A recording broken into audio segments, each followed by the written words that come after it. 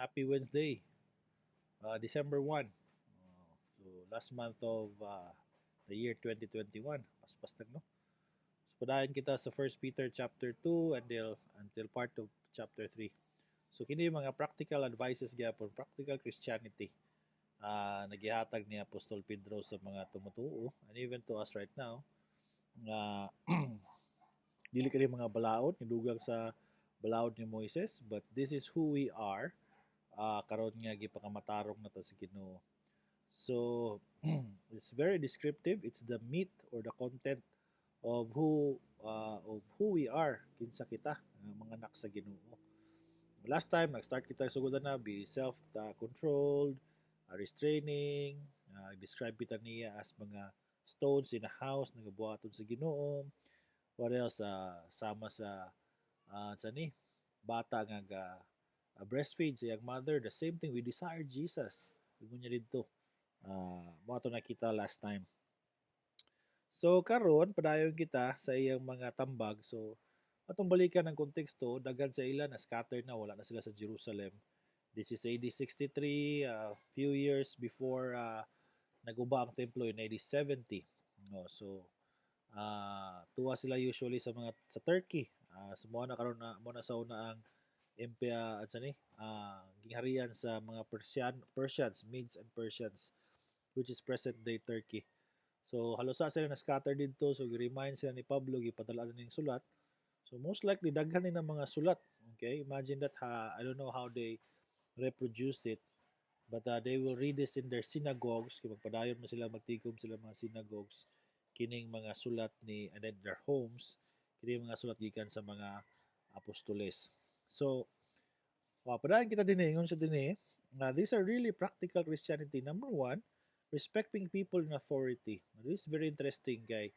At the time, of course, it was Rome who was ruling over the whole world and especially Jerusalem.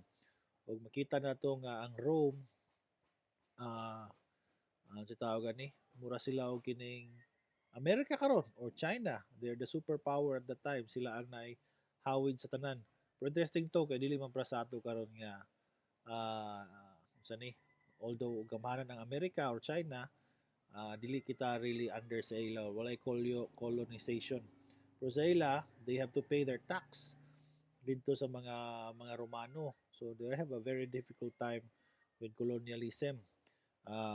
Pero og makita nato nga di ba few days later lagi atong discuss AD 70 giguba man sa mga Romano ang temple, but ang encouragement ni Apostol Pedro sa ila is to submit or to respect people in authority. So even though they were in Turkey, what's still part of the Roman Empire, but that the Medes and Persians are their own lahi sa nga nasod na sila ilang kagulingon nga mga lideres, but they were all under Rome. But ingon si Apostol Pablo, be under the authority. Ingon nila, for the Lord's sake, submit to all human authority, whether the king as head of state or the officials he has appointed, for the king has sent them to punish those who do wrong and to honor those who do right.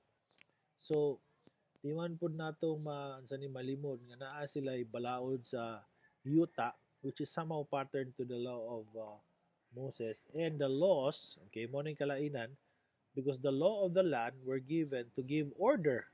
Kaya kung walay balaod, there will be chaos. So naay mga pamalaod ang mga Romanhon, naay mga pamalaod ang mga Persiano, ug dapat nila sundon because they were foreigners in that country. Di ba ingon ni Apostol Pedro sa chapter 2, you live as temporary residents as foreigners. Sa dina ka mo, but you submit to authority that is in there. Okay?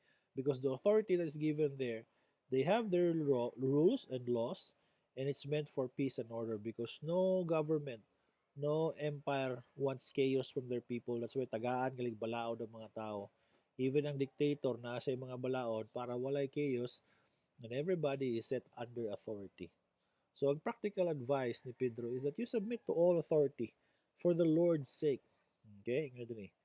It is God's will that your honorable lives should silence those ignorant people who make foolish accusations against you. In fact, dili man bag-o sa ilang balaod pagsunod sa balaod. So, ingon ang logic is it's not also It's just but right when you are there, you also follow the laws that they have. Uh, sa una manggali, musunod mo sa balaod ni Moises. Karon, naibalaod sa yuta, uh, for the peace and order of everybody, so you follow it. Okay? Kaya ano ko no? You live honorable lives. Kaya din for you are free, yet you are God's slaves. So, paradox ni siya. Panamduman sila nga mga gawas nun kamo. Gawas nun na kamo sa silot sa sala. Pero, napaubos gyapon kita sa Ginoo. So don't use your freedom as an excuse to do evil. Klaro na, di ba? So dili na to kinahanglan gamiton ng atong kagawasan sa pagbuhat sa dautan. Although we can do it, but of course the consequences will always be there to follow. So respect everyone and love the family of believers, fear God and respect the king. So tungod lagi kay naa sila sa lain nga dapit, okay? O wala na sila lain nga ilang duulan kundi ang isig katumutuo. So they were encouraged to love one another. So wala nila ang advice. Okay, labi na sa persecution na ilang katubangon. And yes, the persecution was true because later on in AD 70, the Roman Empire really destroyed Jerusalem. Guba na gid sila. Wa na gid sila ibalikan. So dili lang sa ilang tanan nga mag-respect sila sa authority that is there, pero they have to as slaves, dagan sila slaves na pamangud ni nga na economy sa ila. And yes, especially when they were in a foreign country, foreign nation, many of them were slaves to the host country. So, silang buhaton daw, submit to your masters with all respect. Do what they tell you, not only if they're kind and reasonable, but even if they're cruel. This is very difficult. Di ba? So, paubos gid sila, kay slave man sila. For God is pleased when, conscious of His will, you patiently endure unjust treatment. So, mahilipay daw ang Ginoo kung tawag ni, nag-endure or nag-antos sa pasakit sa ubang tao. Ingon siya sa verse 20, of course, you get no credit for being patient if you are beaten for doing wrong. But if you suffer for doing good and endure it patiently, God is pleased with you. For God called you to do good, even if it means suffering, just as Christ suffered. For He is your example and you must follow in His steps. Mao lagi na karon kay tungod kay si Jesus, mao may pud ang giagian, na kita isumbanan nga atong masundan. Dili man pud all the time we will be suffering, but when time comes, so na you endure sufferings that you go through. For describe din ni kung unsay klaseng sufferings ni giagian ni Jesus, ingon din ni he never sinned, okay? He did not retaliate nor threaten revenge. He left his case in the hands of God who judges fairly. Okay? He personally carried our sins in his body on the cross so we can be dead to sin and live for what is right. By his wounds you are healed. Once you were like sheep who wandered away, but now you have turned to your shepherd, the guardian of your souls. Remind kita niya nga tungod sa gibuhat ni Jesus. Nahimo kitag buhi, okay? Inun sa kuno kay buhi kita, magbuhat kita sa maayo. Ang pagbuhat sa maayo dili mao kini makalawas sa ato, pero resulta kini sa atong kaluwasan. Okay? So, ingon ni by his wounds you are healed. So, naa niya ang mga topiko kabahin sa healing. Daghan ang argumento ani kung unsa ba ni ang healing ba ni sa lawas. Pero moingon po kita nga mao kini ang atong spiritual wounds because of sin. God healed them. Jesus healed them. Giayo gid niya ning tanan. Not only for slaves to submit to authority, but even in the family. Very practical. The wives. Pinamdumon din in the same way, you wives must accept the authority of your husbands. So na may authority mo nagastoryahan din So authority over all, authority of the masters over the slaves, and the authority of the husband over the wives. So iyang giisa-isa kanin ni Apostol Pablo. These are very practical advices, okay? Then if someone refuses, then if some refuse to obey the good news, your godly love should speak to them without any words. Yeah, mao gid makita nila ang kalainan. Nga ang mga tumutuo, labi na ang mga asawa, na sila ipagpaubos sa ilang nga bana. Okay? Unsa ko nituyo, para katong mga dili mo tuo, mao na ang saksi ang atong maayong buhat. Okay? Mao na gid ang saksi atong maayong buhat. They will be won over by observing your pure and reverent lives. Makita nilang kalainan nga kining mga tumutuo, dili sila sama sa kalibutan nga masinupako ng ilang mga misis. Ingon din ni, don't be concerned about the outward beauty of fancy hairstyles, expensive jewelry, or beautiful clothes. Dili may nga dautan kini sila, but do not be concerned about these things. Dili kini ang main problem nato. You should clothe yourselves instead with the beauty that comes from within, the unfading beauty of a gentle and quiet spirit, which is so precious to God. Say awkward ko kayo magstorya ni, pero mga wives, labi na atong mga idaran na, murag mas naamoy authority to talk about this one. This is how the holy women of old made themselves beautiful. They put their trust in God and accepted the authority of their husbands. For instance, Sarah obeyed her husband Abraham and called him her master. You are her daughters when you do what is right without fear of what your husbands might do. So, this is a whole new topic, but this is what the Word of God is saying. Practical advice that wives should come under the authority of their husbands. Now also husbands, ingon din because we are given the authority, unsa ingon din we must honor our wives. Treat your wife with understanding as you live together. Daghan ang mga interpretation na ni. Pero again, these are not laws. These are describing who we are. Okay? Practical Christian advices. Now, whatever he is saying here, it is, ano si tawag ni?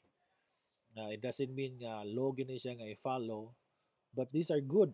Maayo ni siya. Maayo kung masunod ni siya ng mga advices. Treat your wife with understanding. She may be weaker. The original tells about us kining kakusog sa kusog tinuod. Mas kusgan ang mga laki sa babae when it comes to muscle strength. But ingon din she is your equal partner in God's gift of new life. So dili nato yun nga murag maubos. Although ang mga asawa, they should come under the authority of the husbands, but the husbands will not think that way. They should think them as co-equal with them, with him.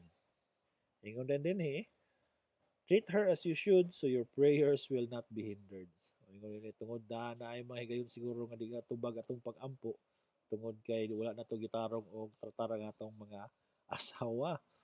Now the analogy there is because even a relationship with God is pictured as a husband and wife relationship. The unity, di ba? So dili pwede nga na discord. Okay, dapat na gyud panagsabot sunod sa kinabuhi sa magtiayon. So mao ang gisulti dinhi. So God always consider husbands and wife as one, husbands and wives as one. Usa gina sila. Sama sa iyang pagkonsidera sa ato nga usa kita kang Hesus tungod sa atong pagtuo kaniya. So as one, husbands and wives. So talking about authority, going back to everybody, submit to the king. For the masters, for the slaves to obey under their masters. For the wives to come under their husbands. And the husbands to treat them as equal. Okay? Ang ilang mga kapikas sa kinabuhi. And then for all Christians, ingon niya din finally, in verse 8 of chapter 3, all of you should be one mind. Sympathize with each other. Okay, love each other as brothers and sisters. Be tender-hearted and keep a humble attitude. Don't repay evil for evil. Don't retaliate with insults when people insult you. Instead, pay them back with a blessing. That is what God has called you to do, and He will grant you His blessings. So, mo na nang ingon niya din sa sugod pa nga, prepare your minds for action. Okay? Naagi tayo pagabuhaton. Dili balaod, pero this is a description or the content of who we really are, the meat. Practical Christianity. Okay? Ingon din gikuha po niya sa Salmo 34, versikulo 12, kining chapter 3, verse 10 and 11. If you want to enjoy life and see many happy days, keep your tongue from speaking evil and your lips from telling lies. So we should watch our tongue or our speech. Na ilang favorite nga naigwapo nga saying, adage, diba na? Okay, saying, less talk, less mistakes. So, that's very practical Christianity, di ba? Less talk, less mistake. Mayo po nga, dili kita masigstorya, gamay lang astorya, pero dili kahit daghan og sayop, yung sa datag masayop mastorya, pag sige tag istorya. Keep your tongue from speaking evil and your lips from telling lies. Turn away from evil and do good. Okay? Search for peace and work to maintain it. The eyes of the Lord watch over those who do right, and His ears are open to their prayers. But the Lord turns His face against those who do evil. Search for peace. And we remember Abraham sa nag-away na ilang mga mga tao, their slaves under them because sa kadaghanan na sa ilang mga kahayupan, their cattle. What did Abraham do? He chose peace. Diba? That's why ipagbulag na lang sila o ipapili niya si Lot. And I think that's a very good example for searching for peace.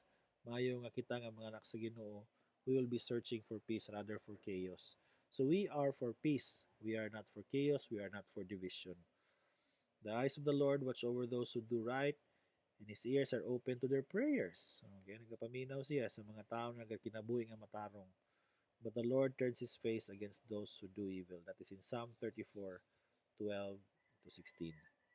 So, mao ka na ang mga practical, padayon practical Christian advices na pasabot ni Pedro sa mga tumutuong nga nagkakatag na sila dito sa Turkey to come under authority, if they are slaves, to be under their masters, if they are wives, to come under the authority of their husbands, and for the husbands, na to think of their wives as weaker ones, but to treat them as co-equal. Pareha lang kanila. Partners, their unity together. So, very practical na mga advices niya, Apostol Pedro. And I think it also, we could learn from those things even until now. We could come under authority. Sa ilang lang mas lisod sa una. Imagine the authority that they were coming under was the one who's going to destroy them. But God was saying, you come under it. Okay? And time will come when I establish my kingdom, you will forget all of these sufferings that you have with the leadership that you have in this country, in this nation that you have. So I think even with the same with us, he always calls us to come under authority, to submit to authority. Whether authority in the government, authority as sa trabaho, masters and slaves, and even in the family, to come under. So, itong tanawon, analysis, all of us comes under any authority, and what the Lord wants is for us to come under it. That's very practical Christianity. So, let's talk more about it on Sunday. Happy December, and advance Merry Christmas.